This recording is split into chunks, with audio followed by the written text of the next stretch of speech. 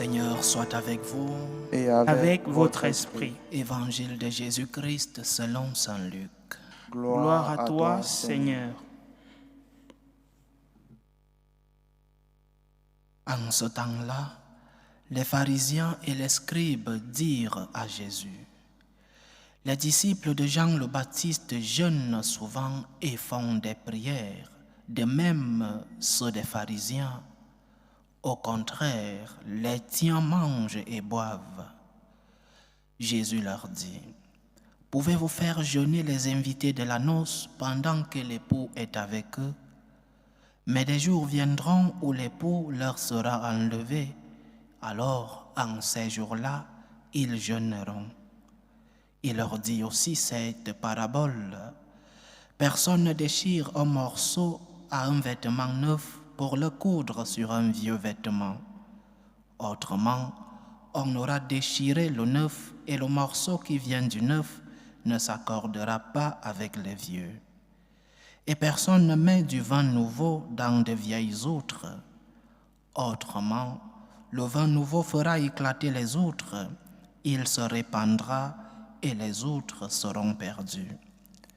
Mais on doit mettre le vin nouveau dans des outres neuves. Jamais celui qui a bu du vin vieux ne désire du nouveau, car il dit: c'est le vieux qui est bon. Acclamons la parole de Dieu. Louange à toi, Seigneur Jésus. Les disciples du Christ, c'est-à-dire nous tous ici, les disciples du Christ sont traités de mangeurs et de buveurs. Et pour couronner le tout, cerise sur le gâteau, le Seigneur, notre Dieu Jésus-Christ, institue le centre de cette nouvelle religion, l'Eucharistie, qui est un dîner, manger et boire. Nous sommes déjà traités de mangeurs et de buveurs, mais cerise sur le gâteau, notre Seigneur met comme centre de cette religion naissante un dîner, manger et boire. Mais pourquoi? Cela a une explication. Jésus décide de mettre le centre de sa religion autour d'une table. La table, c'est le lieu de la rencontre et le lieu de la joie. La présence du Seigneur, la communion avec le Seigneur, la compagnie du Seigneur est un motif de joie. Une personne qui est avec le Christ, une personne qui est avec Dieu, une personne qui reçoit la communion est une personne heureuse. Cette personne doit être joyeuse. Même si cette personne souffre dans le corps, nous avons tous nos souffrances physiques. Mais la grande joie, c'est la présence du Seigneur en nous. La grande joie, le grand bonheur, c'est la compagnie du Seigneur. Une chose n'enlève pas l'autre. La souffrance physique des maladies n'empêche pas une joie spirituelle. C'est ce dont parle le Seigneur, la joie spirituelle. Cette paix que tu expérimentes en toi parce que tu vis en présence du Seigneur. Donc être avec Dieu doit te remplir de joie, doit te remplir d'espérance, doit te remplir de paix. C'est pourquoi le Seigneur a bien voulu que le lieu de la rencontre, que le centre de sa religion, que le rite central de sa religion soit une scène, un dîner, c'est-à-dire un moment de communion entre les personnes, entre nous rassemblés autour de la table du Seigneur, mais aussi communion avec Dieu. Ce Dieu qui se transforme en un aliment spirituel, mais qui reste avant tout un aliment corporel, parce que tu manges et tu bois pain et vin consacré. C'est-à-dire, si nous sommes avec Dieu, si nous sommes avec le Christ, nous sommes des personnes heureuses. La tristesse ne devrait pas avoir de place dans la vie de chacun d'entre nous. Oui, nous avons tous nos moments de douleur, la perte d'un être cher, la situation économique dans la famille, l'éducation des enfants, la division dans les familles, dans nos pays, dans l'Église, l'actualité. Nous avons tous nos moments de douleur. Et même le Christ les a eus. La mort, par exemple, de Saint Joseph, son père adoptif, la mort de son ami Lazare. Il a pleuré sur sa ville Jérusalem. Il a souffert lui-même. Et il a vécu ces moments de grande douleur.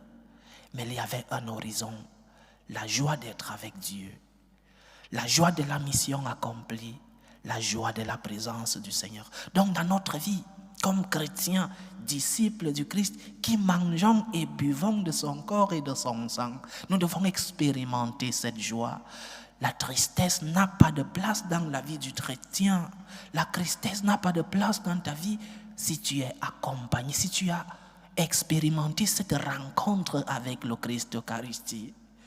Si tu as expérimenté cette rencontre qui te transforme le cœur et le corps, parce qu'il est aliment spirituel et aliment physique.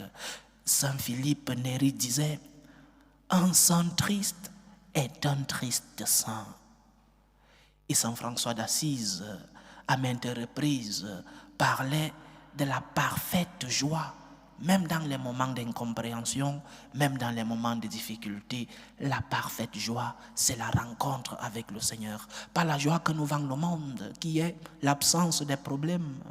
Non, le chrétien transforme ses croix en gloire. Il y a toujours une joie qui doit nous accompagner parce que nous avons rencontré celui-là qui est la joie suprême, Jésus-Christ notre Seigneur. Notre religion est une religion de grande joie. Le centre de notre religion, c'est la table. Et à table, on n'est pas triste. À table, on est en joie. Le lieu de la rencontre dans notre religion, c'est autour de la table. C'est-à-dire une rencontre qui produit de la joie. Alors, chrétien, que la croix de la vie ne te fasse pas perdre la joie de l'Eucharistie. Chrétien, que les souffrances de la vie ne te fassent pas oublier que le Christ a voulu te rencontrer et rester avec toi autour d'une table, c'est-à-dire une rencontre qui produit de la joie. Laisse que le Christ pense tes blessures. Laisse que le Christ calme tes douleurs. Laisse que le Christ transforme tes peines. Laisse que le Christ te console dans tes moments d'angoisse et de douleur. Mais ne perds pas la joie, parce que tu as rencontré l'auteur de la joie, qui est Jésus-Christ notre Seigneur et qui est l'unique Sauveur. Notre religion est une religion de joie. Dans tes moments d'incompréhension, dans tes moments de douleur, dans tes moments de souffrance, lorsque la croix semble très lourde, n'oublie pas de la porter avec le Seigneur. Mais n'oublie pas que même dans la croix, même dans la souffrance, tu dois expérimenter la joie d'être accompagné. Que le Seigneur nous aide à ne pas perdre la joie de l'Eucharistie. Que le Seigneur nous aide à manger son corps et boire son sang pour garder cette joie, la joie de la rencontre, la joie d'être avec celui-là qui est venu nous sauver, la joie d'expérimenter l'amour, l'espérance et la paix que nous apporte le Seigneur. Que le Seigneur nous aide à ne pas perdre la joie, même dans les moments de croix. Loué soit Jésus-Christ. À jamais.